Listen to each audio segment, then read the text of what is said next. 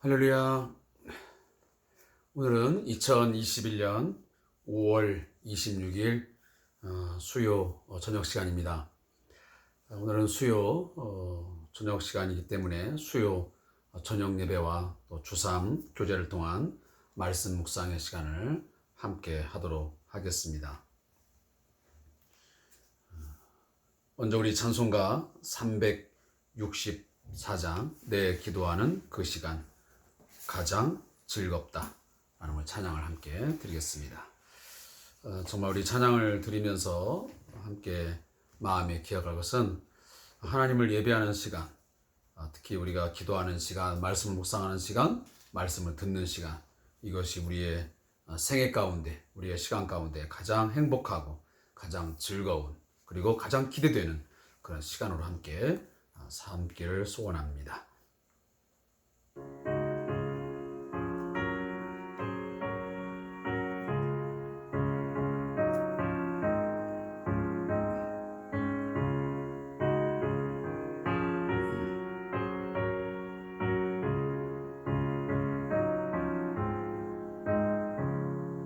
내 기도하는 그 시간 그때가 가장 즐겁다. 이 세상 근심 걱정에 얽매인 나를 부르사 내 진정 소원 주 앞에 낱낱이 바로 아뢰어 큰 불행 당해 슬플 때 나 위로받게 하시네.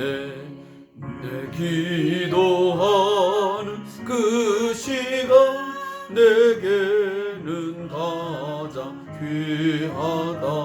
저 광야 같은 세상을 끝없이 방황하다가 위태한 길을 갈 때 주께서 나를 이끌어 그 보좌 앞에 나아가 그 은혜 받게 하시네.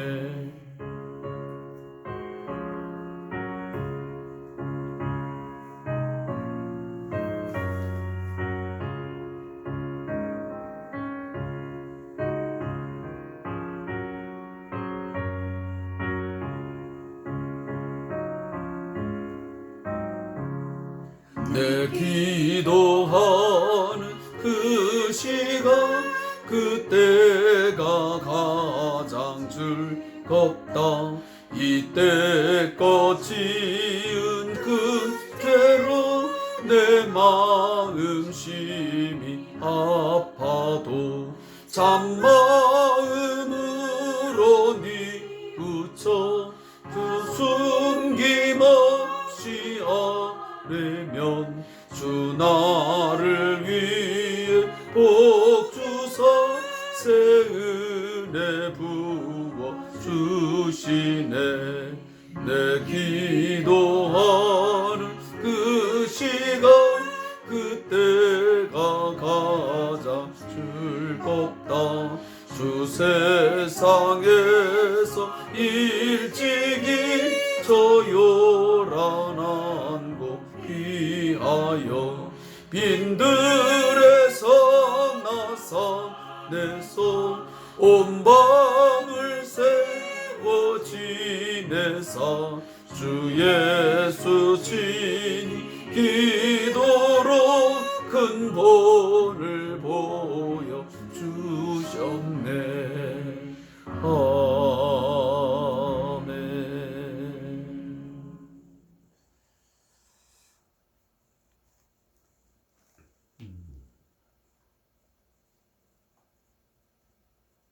하나님의 역사는 우연히 또 아무런 대가를 지불하지 아니하고 거저되는 것은 결코 없습니다.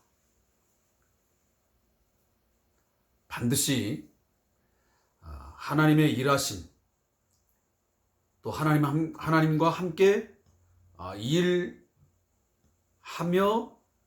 동역함을 통해서 보람을 갖게 되고 참된 기쁨과 만족을 느끼는 데는 수고가 따라야 되고 많은 때로는 땀과 순교의 피가 흐르는 그러한 일들을 통해서 하나님의 일들이 이루어져 가고 그리고 마침내 좋은 열매를 맺게 됩니다. 그리고 그동안 함께 힘쓰고 애썼던 모든 하나님의 사역자들, 동역자들은 진정 참된 기쁨과 또한 평안을 맛보게 될 것입니다. 오늘 우리 찬양을 함께 드렸지만 특히나 하나님의 일하심, 이 사역하심에 동참하는 모든 사람들은 반드시 가져야 할 것이 있다면 그것은 바로 기도하는 것입니다. 기도하는 시간, 또 기도의 수고, 이거 없이 하나님의 일을 감당할 수 없습니다. 그것을 가장 잘 보여준 것이 누구냐면 바로 예수님이십니다. 예수님은 늘 습관을 쫓아 한적한 곳에 가서 기도하셨고 그리고 중요 사역하실 때마다 늘 그는 기도함으로 하나님의 뜻을 물었고 하나님의 그 마음, 하나님의 계획하심 이것을 분명하고도 확신할 때에 그 일들을 묵묵히 감당하셨습니다.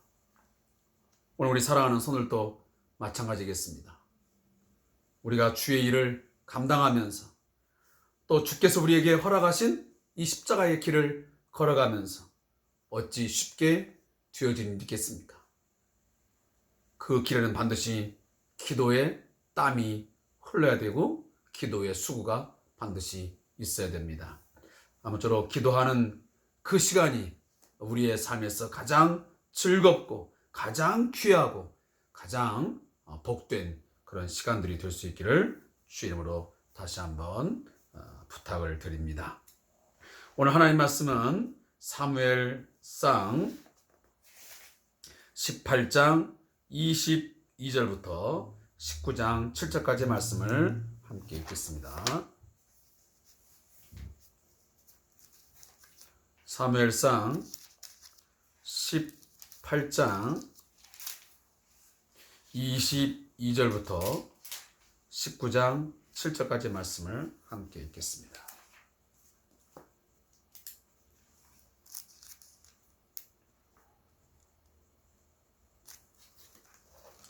구약성경 440페이지부터 441페이지까지 기록되어 있는 말씀입니다. 우리 다 같이 함께 주의 말씀을 읽겠습니다. 사울이 그의 신하들에게 명령하되 너희는 다윗에게 비밀이 말하여 이르기를 보라 왕이 너를 기뻐하시고 모든 신하도 너를 사랑하나니 그런즉 네가 왕의 사위가 되는 것이 가하니라 하라. 사울의 신하들이 이 말을 다윗의 귀에 전하매 다윗이 이르되 왕의 사위 되는 것을 너희는 작은 일로 보느냐? 나는 가난하고 천한 사람이라 한지라. 사울의 신하들이 사울에게 말하여 이르되 다윗이 이러하게 말하더이다 하니 사울이 이르되 너희는 다윗에게 이같이 말하기를 왕이 아무것도 원하지 아니하고 다만 왕의 원수의 보복으로 블레 사람들의 포피를 100개를 원하신다 하라 하였으니 이는 사울의 생각에 다윗을 블레 사람들의 손에 죽게 하리라 함이라.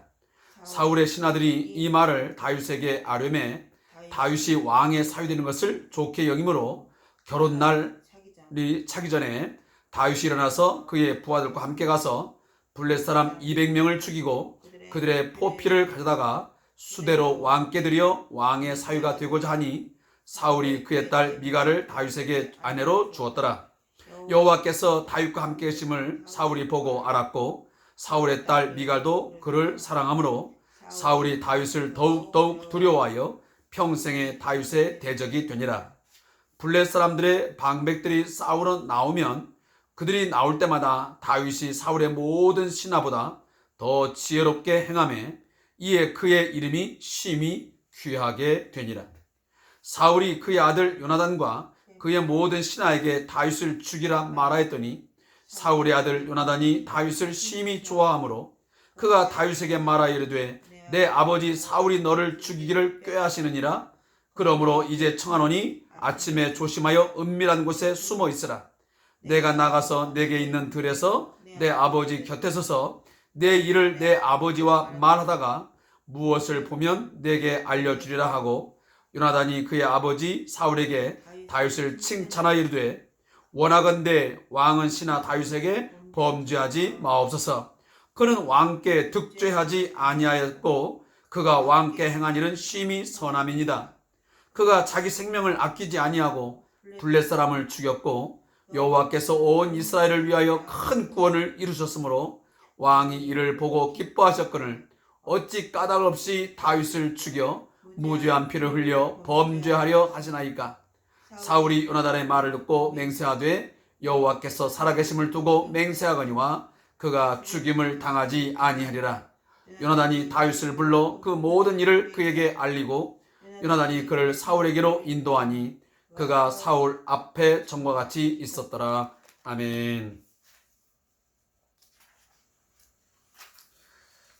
오늘 함께 읽은 사무엘상 18장 22절부터 19장 7절까지의 말씀을 두 부분으로 나누겠습니다. 첫 번째 18장 22절부터 30절까지의 말씀은 다윗을 존귀하게 하시는 하나님이라는 제목의 말씀입니다. 이 부분에서 중점적으로 우리에게 말씀하는 것은 사울은 신하들을 통해서 다윗에게 만약 블레 사람 100명을 죽인 증거를 가져오면 공주와 결혼시키겠다고 전하게 됩니다. 이에 다윗은 200명을 죽인 증거를 가져오고 사울은 딸 미갈과 다윗을 결혼을 하게 됩니다. 다윗은 사람들에게 더욱 존경을 받고 사울은 평생 다윗과 적이 되며 블레셋 사람들도 다윗을 두려워하게 되는 것이 이 22절부터 30절까지의 말씀의 내용입니다. 제가 여러 번 지속적으로 반복하는 것은 사무엘상 16장부터 마지막 31장까지의 내용은 그 하나님의 일하심의 역사의 그 중앙 무대에 누가 자리를 차지하게 되면 바로 다윗이 그 자리를 대신하고 있습니다. 다시 말하면 그 전에는 사울이 하나님의 일하심의 가장 중요한 그런 핵심의 인물로 사용이 됐다면 16장부터는 다윗이 바로 하나님의 손에 붙들린 바 되어 하나님께서 사용하시는 중요한 하나님의 사람으로서의 일을 하게 됨을 우리에게 말씀해 주고 있습니다. 그래서 어떤 학자는 이 16장부터 31장까지 내용을 다윗의 흥기라, 가장 강력하게, 가장 활발하게 하나님께서 일하심을 통하여 그 다윗을 흥하게 하는, 드러나게 하는 그런 시기가 바로 이 16장부터 31장까지의 내용이라고 말하기도 합니다. 이것을 좀 더 구체적으로 말하면 사울은 마귀적으로 그렇게 전락을 해버립니다. 물론 우리가 이미 봤지만 여호와의 부리시는 악령이 그를 장악함을 통해서 그가 매우 괴롭고 심히 고통스러운 삶을 살 뿐만 아니고 이제 점점점 주위 사람들에게 소외가 되어지고 이제 많은 사람들이 떠나가 버리고 결국은 그가 마지막에는 비참하게 전장터에 나가서 이제 죽음을 맞이하지 않습니까? 그에 반해서 하나님의 사람 다윗은 그 하나님의 사람으로서 하나님의 능력과 그 하나님 주시는 재능을 잘 활용해서 하나님의 일하심에 크게 부각되어지는 장차 이 다윗이 하나님의 그 왕적인 그런 권세와 능력을 가장 잘 표현해주는, 실행해주는 그런 충성된 그 하나님의 모습, 하나님의 사람으로 그렇게 생동감 있게 그려지고 있습니다. 자, 이러한 내용들을 우리가 좀 더 제가 지속적으로 계속 반복하고 있는 건데, 자, 이 내용들을 항상 머릿속에 연상을 하면서 이 내용 하나하나를 우리 함께 기억하면 좋겠습니다. 자, 오늘 22절부터 보면 사울은 여전히 다윗을 자신의 가장 큰 적대 세력으로 보았습니다. 그러면 자신의 왕권을 가장 도전적으로 빼앗아갈 그러한 인물로 적시하고 그를 계속 대적을 하게 됩니다. 오늘 본문도 그런 부분에서 이 다윗을 죽이기 위해서, 하시면 살해할 목적으로 그의 딸을 그에게 주겠다는 내용들을 이제 전하게 됩니다. 그 중에 바로 자신의 사위로 삼겠다는 제안을 끊임없이 이제 하고 있는 것입니다. 그때마다 다윗은 나는 내 집안의 형편이 왕의 사위가 될 만큼의 그러한 위상이 있지 않다라고 극구 거절을 합니다. 자, 그때마다 계속 사울은 이 다윗을 자신의 사람을 보내가지고 계속 그 제안에 응답을, 긍정적인 답을 얻도록 계속 이제 그에게 사람을 보내게 되죠. 자, 그 내용들이 지금 22절, 23절, 24절에 나오고 있습니다. 자, 그때 이제 그 다윗이 왕의 사위됨에 대해서 거절할 때에 사울이 제안하는 게 또 뭐냐면, 내가 너를 사위로 삼댔어. 아무것도 바라지 않는다. 단 한 가지 바란다면 우리의 대적, 그 블레셋 사람들의 그 포피, 이 포피가 뭐냐면 바로 여러분들이 창세기 17장에 나오는 그 이스라엘과 하나님께서 언약을 맺을 때 그 언약의 표징으로 이스라엘의 모든 남자들은 그 포피를 베도록 합니다. 바로 할례 의식이죠. 요즘으로 우리 말하면 이제 포경 수술을 하는 겁니다. 그래서 그 포피를 배 가지고 100개를 이제 가져오라는 것입니다. 그것만 있으면 사위로서의 그 받아들인데 완전 충족하다는 겁니다. 자, 그 제안을 들은 다윗이 그 사울 왕의 그 사위가 되는 것을 좋게 여겨서 결혼할 날이 차기 전에 그는 그의 부하들과 함께 전장터, 다시 말하면 블레셋과의 전쟁터에 나가서 100개가 아니고 그 100%를 더한, 다시 말하면 200%를, 200명의 포피를 그 사울 왕에게 갖다 바쳤던 것입니다. 이 포피를 받은 사울 왕이 너무 아마 얼마나 감격했습니까? 100개를 원했는데 200명을 죽이왔으니. 근데 한편적으로 보면 이 사울은 그렇게 마음이 즐겁지만은 않았을 것 같아요. 왜 그렇겠습니까? 사실 지금 포피 100개를 원한 게 아니었고요. 그 포피를 100개를 베는 동안 사실 다윗이 그 전쟁터에서 블레셋 사람들의 손에 의해서 죽기를 원했던 거예요. 그래서 25절 마지막 때 보면 사울의 생각에 다윗을 블레셋 사람들의 손에 죽게 하리라 함이라 그랬습니다. 그러니까 포피 100개가 문제가 아니고 지금 빨리 자기의 정적인 이 다윗이 그 전장터에 나가서 자기가 손대지 아니하고 그냥 이방의 그 군사들에 의해서 그 죽임을 당하면 얼마나 그에게는 일거양득이겠습니까? 그래서 그것을 바랬는데 오히려 200명을 죽여가지고 가져온 것입니다.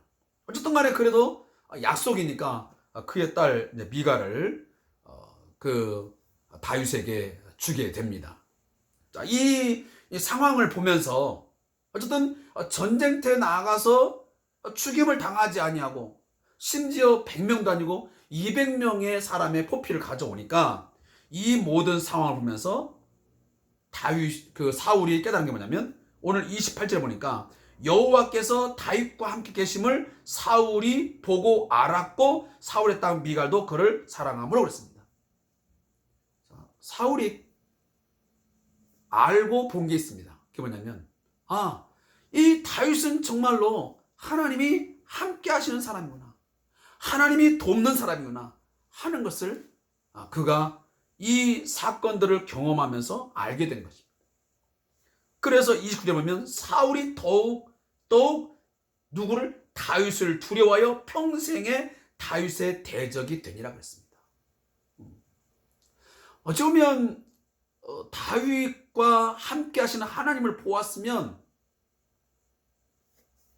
그 다윗을 존귀하게 여기고 인정해야 되는데 그렇지 아니하고 끊임없이 지속적으로 계속 이 사울은 다윗을 죽이기 위해서 혈안이 되어서 온갖 수단과 방법을 가리지 않고 감행하는 것을 말씀들을 통해서 보게 됩니다.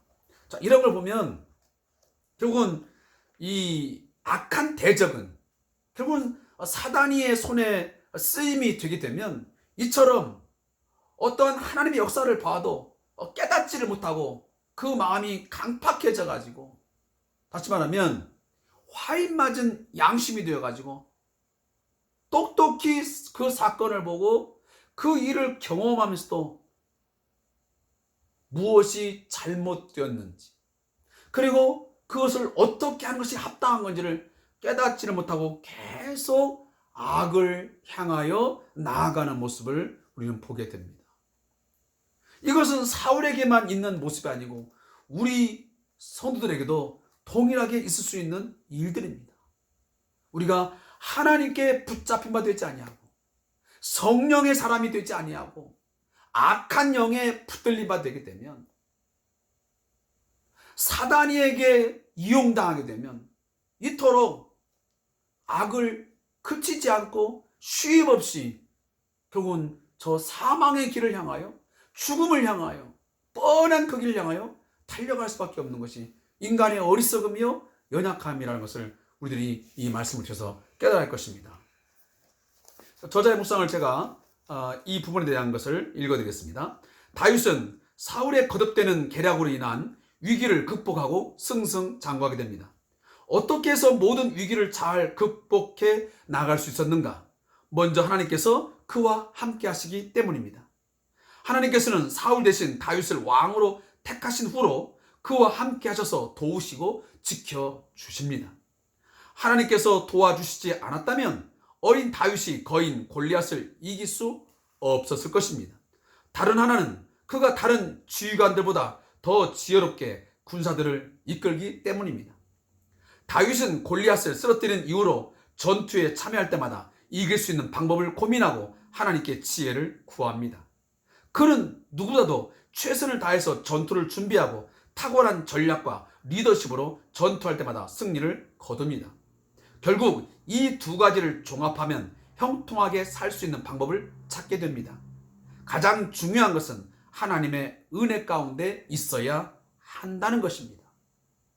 하나님을 진심으로 경외하고 사랑하는 자는 하나님께서 늘 함께 하시고 늘 도우시고 지켜주십니다. 또 다른 하나는 각자의 삶에서 최선을 다해서 성실하고 진실하게 살아야 합니다. 나는 하나님의 은혜를 입은 자로서 삶에서 최선을 다하며 살고 있는가? 하는 것이 오늘 저자의 묵상입니다.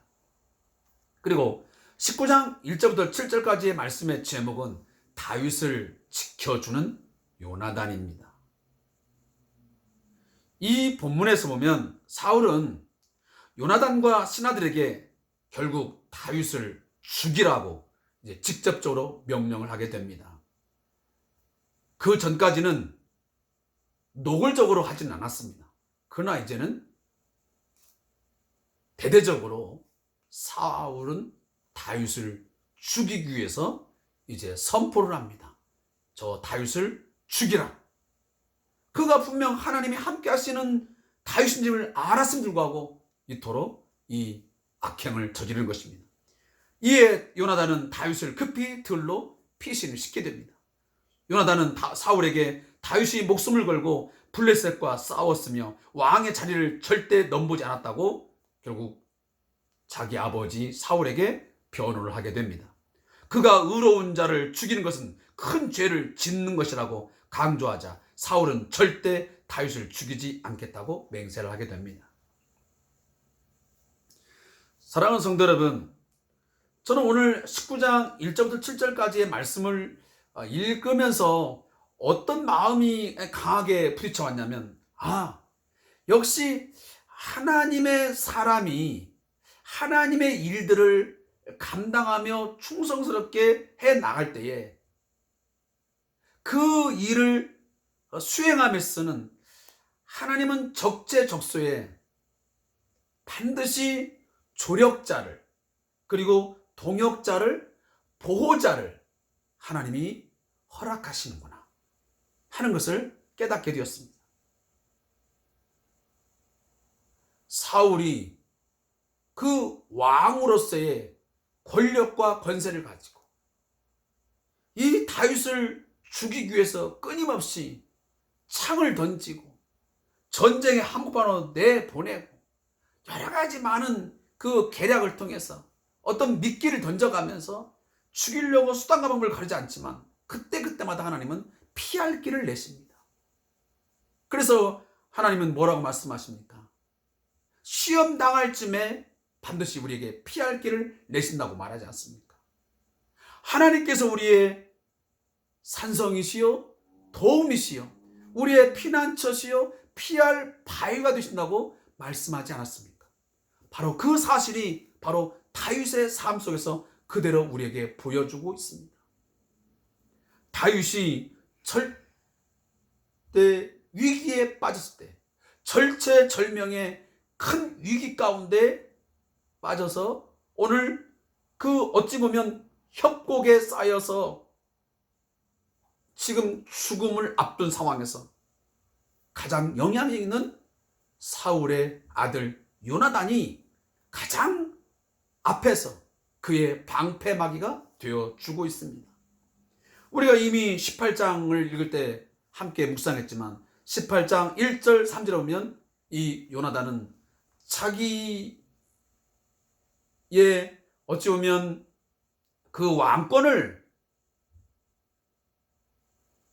그러면 이 표현이 어찌 보지만 빼앗아갈 그런 인물인 이 다윗을 얼마만큼 사랑했다고 하냐면 자기 생명같이 아끼고 사랑했다고 성경은 말씀합니다. 이와 같이 자기 생명같이 아끼는 다윗을 위해서 요나단은 여러 가지 묘책들을 강구하게 됩니다. 그 첫 번째 강구가 뭐냐면 우리 아버지가 지금 다윗 너를 죽이려고 하니까 빨리 저 들로 피신하라고 오늘 이 요나단이 다윗에게 제안을 하게 됩니다. 그래서 결국은 일찍 이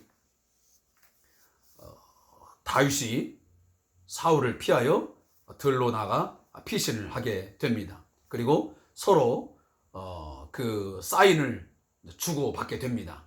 내가 반드시 아버지와 어떤 대화를 나누다가 어떤 끼임새가 보이게 되면 내가 너에게 뭔가 시그널을, 다시 말해 신호를 주겠다라고 하면서 요나단이 다윗을 피신시키게 됩니다. 그러고 나서 이제 요나단이 그 아버지와 담판을 짓게 됩니다. 그때 대화를 나누는 내용이 뭐냐면 바로 4절부터 나오지 않습니까?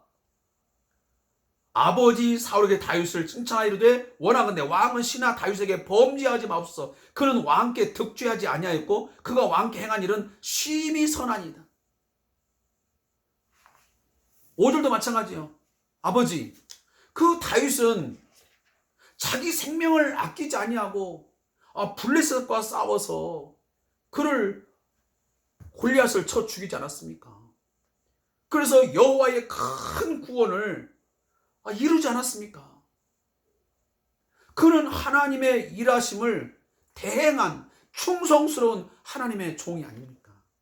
그런데 어찌하여 다윗을 죽여서 무죄한 피를 흘려서 왜 범죄하시려고 합니까? 하면서 아버지를 굉장히 몰아세웁니다. 그때 이 아들의 간절한 설득에 아버지가 큰 감동을 받고 내가 결코 이 다윗을 죽이지 않겠다고, 더 이상 내가 괴롭히지 않겠다고 결심을 하게 됩니다. 그런데 결국은 나중에 가서 알게 되겠지만 이 맹세도 다 한낱 숲으로 다 돌아가게 됩니다. 또다시 결국은 악령에 시달리는 사울은 이 모든 맹세를 다 깨뜨리고 지속적으로 다윗을 죽이기 위해서 혈안이 되어져 갑니다. 자, 오늘 이 부분에 대한 묵상을 제가 읽고 말씀의 내용을 마무리하겠습니다. 자, 요나단은 가만히 있으면 사울의 뒤를 이어 왕의 자리에 앉아 부와 명예를 얻을 수 있었습니다. 하지만 그는 자기가 아니라 다윗이 그 자리에 앉아야 한다고 생각했습니다. 요나단은 다윗이 하나님의 사랑을 받는 훌륭한 인재라는 것을 잘 알고 있었습니다.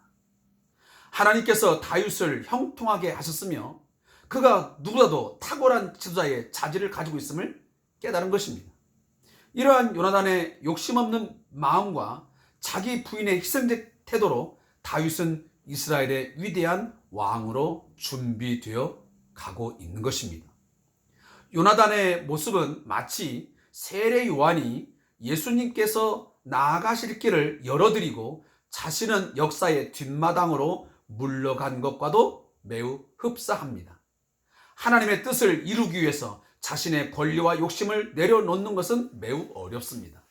나는 하나님의 뜻이 어떠하든지 내 권리를 찾아서 누리는 편인가? 아니면 하나님의 뜻을 위한 것이라면 비록 손해를 보고 희생을 감수하더라도 나의 권리와 유익도 내려놓으려 하는가?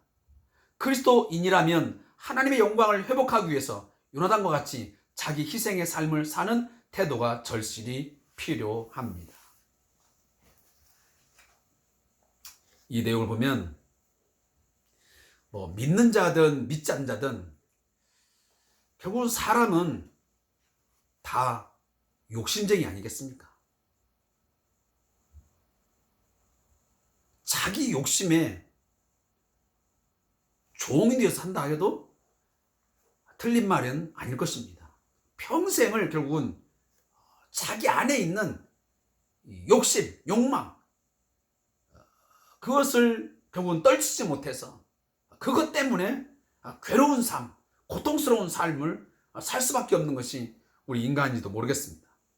그렇기 때문에 우리는 나의 유익을 어떤 해치거나 내 유익보다 뭔가 앞선 것이 있으면 우리는 끊임없이 그것들을 제거해 보려고 하고, 그것이 어떤 물질이든 사람이든 할 것 없이 우리는 그런 것들을 다 짓눌러 보려고 하고 없애려고 하지 않습니까? 오늘 바로 사울이 바로 그런 모습이거든요. 자기의 이익을 위해서, 자기의 목적 달성, 욕망을 채우는 데서는 그 사울이 다윗이 가장 큰 적이었고 정적이기 때문에 그를 제거하기 위해서 그토록 나선 것입니다. 자, 거기에 비해서 이 요나단은 정반대의 모습을 보여주고 있습니다. 우리가 세례 요한의 모습도 마찬가지잖아요. 세례 요한도 결국은 예수님의 그 앞에 온 하나의 선자로서 그 소임을 감당하면서 나는 그의 신들매도 내가 감당하기 어렵다. 그러면서 예수님의 어떤 그 메시아 되심, 그의 하나님의 어린 양 되심을 인정하고 그의 앞길을 예비하시는 그러한 사역을 세례 요한이 감당하잖아요. 아무쪼록 우리들도 항상 1인자가 되려고 하는 것도 물론 중요하겠지만 1인자도 중요하지만 2인자의 입장에서 때로는 밑에서 하나의 보좌의 역할을 보좌진의 역할을 감당하면서 어떤 사람을 세워지는 것도 굉장히 중요한 일이에요. 우리가 스포츠 특히 축구도 보면 골을 넣는 골잡이들이 있지 않습니까? 그러나 그 골잡이들에게는 반드시 조력자가 있습니다. 저는 어시스트를 하는 선수가 있습니다. 누군가가 자신에게 그 볼을 잘 밀어넣기 때문에 적재적소에 가장 받기에 좋게 주기 때문에 그 골잡이가 가서 골을 넣는 것이죠. 물론 그 능력도 있겠지만 바로 이 어시스트를 하는 이 조력자의 능력 또한 결코 무시하거나 배제할 수 없는 부분입니다. 그런 부분에서 오늘 우리가 하나님의 일들을 감당하면서 물론 내가 일을 하는 것, 내 능력 가지고 하나님 주신 일을 스스로 잘하는 것도 중요하지만 때로는 그 누군가가 일할 수 있도록 우리가 협력하고 동역하고 또 조력해 주는 것 소중한 일입니다. 그러한 우리의 협력하는 모습, 함께하는 모습이 더불어 같이 가는 모습들이 우리 교회 공동체 안에 있기를 또 우리 가족 공동체 안에 있어지기를 주 이름으로 축원을 합니다. 제가 무릎 기도를 하고 마치겠습니다. 하나님, 나의 유익을 먼저 생각하는 자가 되지 않게 하시고 하나님의 뜻을 이루기 위해 개인의 유익을 포기할 줄 아는 성숙한 주님의 자녀가 되게 하소서. 아멘. 제가 오늘 수요일 때문에 제가 잠깐 우리 교회 공동체를 위해서 기도하고 예배를 마치겠습니다. 하나님 아버지, 오늘은 5월의 마지막 오늘 수요일을 맞이하게 됐습니다.